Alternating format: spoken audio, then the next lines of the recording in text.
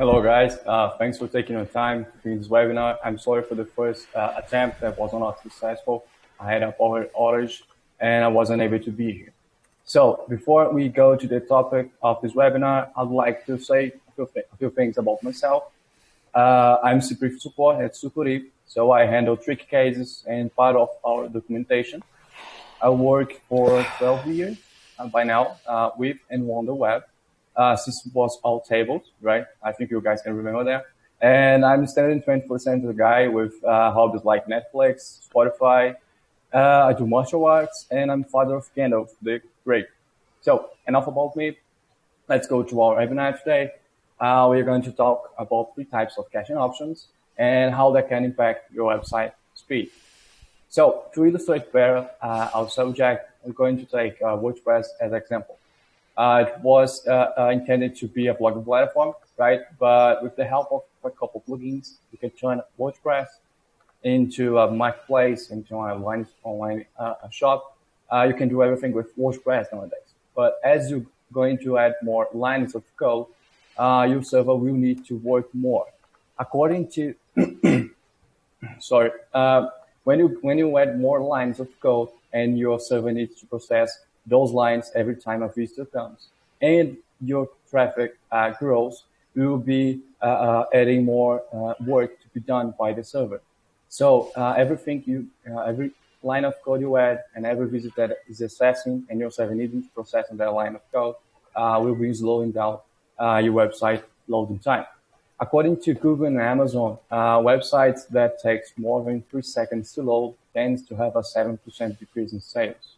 That's not actually a rule, right? But it's a guidance that you can use when you are going to talk about website optimization. So remember when I said when you add a plugin, you'll be adding more lines of code into your website and your server needs to process that. So to avoid this overhead, we're going to use caching so we can give the server a break and can speed the website loading time. There are a lot of kinds of caching types and strategies and softwares and etc. But now we're going to talk about only 3 of these types of caching, right? The first one is called static files caching. Static files are image, video, CSS, JavaScript, and etc. They should be served by a CDN. If you are not familiar with the CDN, I think we can call them network providers. They have a lot of servers around the world, and those servers can cache your website, at least your website static files like images and etc., which are usually 90% of your website. So they can deliver that kind of content to your visitors instead of relying only on your hosting server. Let's take, for example, Sucuri firewall, which has a built-in CDN on it, right? So I'm from Brazil, and if I'm accessing a website that is in the US, I need to wait the connection that goes all the way from the Atlantic to reach the US and get the content and deliver it to me. As you may know, this will add more seconds to the request and etc. And the website will be slower for me. But if the website is using Sucuri Firewall, which has a point of presence in São Paulo, I would be getting a good part of the website from Sucuri Firewall server, right? Because it caches the static files. And the website would be much faster to me, right? So 60% of customers will only wait 5 seconds or less for a page to load completely. You can see that because nowadays you use mobile to access a lot of websites. So if you are in a rush and you're using your smartphone, you won't be waiting 5 seconds to get any information there, especially when you have a lot of apps and etc. So have a faster website. It's a must-have nowadays, right? So static files caching is not the only type of cache you can use. It's a powerful one, but you have another one which is also important, which it's called page caching. Page caching can be done by a CDN, but usually CDNs are not content aware. So if you have a website that is dynamic and has, for example, a membership system, you won't be able to cache your website without messing with your using sessions. So to do page caching, you need to use usually a caching plugin. what that plugin will do. It will convert your website, which is dynamic, for example, online shop, right? It will convert all the dynamic part of the website. So instead of your server needing to go to the database to get all the information of the website to display to the end visitor, all the plugins needed to being processed and etc. The server won't need to do that every time. It will do the first time, and the second one, the cache plugin, will be able to assist and serve the visitor with a cached version of your website. So you guys can see exactly what I'm talking about. These two images I took from Sucuri blog post called Testing the Impacts of Website Caching Tools. These two images shows this is exactly the same server receiving the same amount of traffic. Believe it or not, but the only difference between the two of them are caching.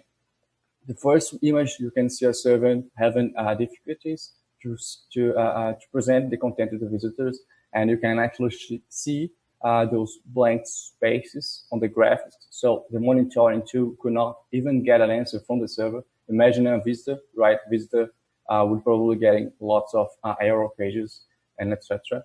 And the second one, you can see the server is having no troubles handle the amount of traffic or the code. It has only 3% of usage because we are using CDN to serve the static files, and we are using a page caching plugin to avoid all the code processing to every visitor. We can serve them with caching version of the website. So these two types of caching that I already spoken, they are the most useful, and with them you should be good. Your website should be fast enough. You won't be overloading your server anymore. The visitor would be getting the response as fast as possible with your current setup. When you are talking about caching, for now we didn't change how our hosting setup is. We actually just improved how the display is going to be done. Right, we are going to cache the content and etc. And so far with these two types of caching, you are good. But in some situations, you may need a third type of cache, what we call in-memory caching. In-memory caching is a bit tricky. The description is complex, but it's kind of simple. Memory caching basically will cache results from the database to your server memory. You can use in-memory caching to do a lot of stuff, not only cache results from the database. You can do that to use for session, etc. But in this topic, I'm going to approach only the database caching, right? So instead of, for example, you have an online shop, right? You have 10 products there. Every time a visitor goes to the website, the server needs to connect to the database and get that 10 products to display to the visitor. Instead of doing that, the second time a visitor goes to your website, the server would get that 10 products from the memory instead of going to the database. So you would have less SQL queries. The response would be faster because usually memory are faster than web server disks. You have less read and write operations, right? And you can do that if your hosting provider supports in-memory caching. Not all hosting providers will be able to provide you with this kind of technology, which requires special softwares such as Redis and Memcached.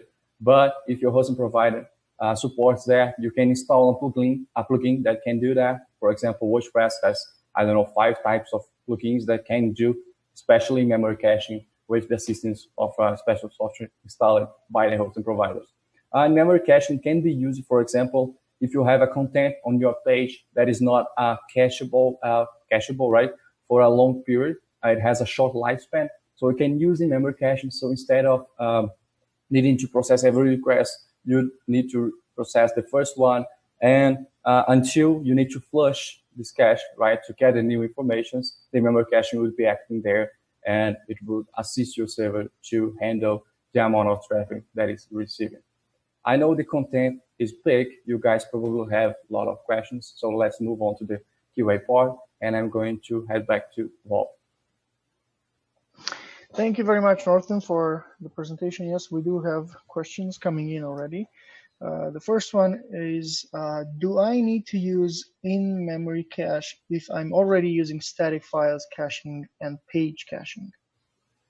If your hosting provider does support that, I would recommend. But if it doesn't, you don't need to use that, because with static file caching and page caching, you should be good to go. Your website should be fast enough. Perfect. Let me see another one here. CDN is able to do page caching? Yes, CDN is able to do page caching as long as your website does not have a dynamic part on it. So CDN cannot cache, for example, online shops. It could, with a lot of adjustments. It's complex to do that. And so I would say CDN is able to do page caching only for static websites like blogs, for example, but not for dynamic websites such as forums, online shops, and etc. Great. You did talk about plugins in the presentation, so I see a question here. What's the best cache plugin for WordPress? You have plenty of options when you are talking about WordPress. Depending on your budget, you can choose a more premium plugin that will not only offer a good caching, but actually some types of optimizations like file minification, etc. It really depends on what you're doing, what you're trying to achieve, what kind of budget you have. But you should be good with the free plugins. You have lots of good options there. I won't say one, but you have like 3-4 options there that are really good. Some of them actually developed by WordPress team. So that depends on what your budget is and your preference. Thank you, Northon. One more question coming in from Mike here. How can I identify performance bottlenecks for my website? So how can you see that? Okay, a caching is just one of them, because you can reduce what we call time to first byte with caching. But there are types of optimizations that are more advanced than only caching, and you can usually use web page testings like GTmetrix, webpagetest.org. You can use Bing Down and etc., which are going to tell you exactly what you need to improve on your website. Like you need to optimize your images, you need to decrease the amount of JavaScripts and etc. Caching is just one of them. It's important, but there are all kinds of optimizations that you can do to speed your website. Great. I just wanted to remind that also Sucuri has performance.sucuri.net, where you can test exactly what Northon said, time to first bit, and other things relating to your website speed. So we encourage you to go and test it out. It's a free tool that we provide for everyone. Moving on, 2 more questions here. Northon, are you still up for it? Yep. Sure. Would a website based on a CMS, let me just rephrase that. Would a website based on a CMS rather than hand-coded work faster? Okay, so if he codes the hand by himself, would that be a faster website than if he uses a CMS? And if yes, what CMS do you recommend? Actually, that really depends on the code efficiency, right? So if you hand code a website and you want a good programmer, you're probably going to build some great software there, and it's going to be fast and etc. But usually you should be good with WordPress, Joomla, and etc. You have lots of CMS options that won't cost you much to develop something there, and you have a large community, so you don't actually need to hire a programmer just to build the core of your website. You can use WordPress, for example, and hire a developer to extend the functionality there and assist you with the website development. So I would say I like personally WordPress, but there are a lot of options like Joomla, like Drupal, and etc. It's up to you, and depending on your project, for example, if you're using online shop, you can use Magento as well. And depending if you are using a blog, WordPress should be good. If you're using a website portal or an intranet, you can use Joomla. It actually depends. Every CMS could turn into anything nowadays. Perfect. One last question here, and we're going now to the, let's say, infrastructure level machineries. Do you recommend using a dedicated server for faster website speed compared to maybe a shared or a VPS machine? To be honest, I would recommend a cloud hosting that has managed support, right? Because dedicated server is good. You would certainly get more CPU power there, and your website should be faster. But if you need to choose between those two, I would say go for cloud hosting because you have redundancy there, so you will not only rely on a single machine, and you would have the managed support, which would assist you not only with the website speed, but with plugins configurations, etc. Great. That was a very good. That was a very good webinar. Thank you so much, Northon, for taking time. Thank you, everyone who participated in this second iteration of this webinar. Thank you so much for taking time out of your busy days. As we discussed in the beginning, I just want to remind everyone that yes, we will be having this webinar as a video recording available on our site, probably in a few days. And also you'll be getting via email for all the registrants, you'll be getting the slides that Northon used here, and also the questions that were asked, and even the ones that didn't make it in the live show, we'll be getting answers, and we will be making them available on the site. Again, from my side, thank you so much for joining us. I'm going to let Northon say goodbye, and then that'll be all for this, and I'll see you in the next webinar. Thank you, guys. I hope I can see you in the next webinar as well. You can reach me in my email if you have any questions about caching. Feel free to contact me. Thank you. Goodbye.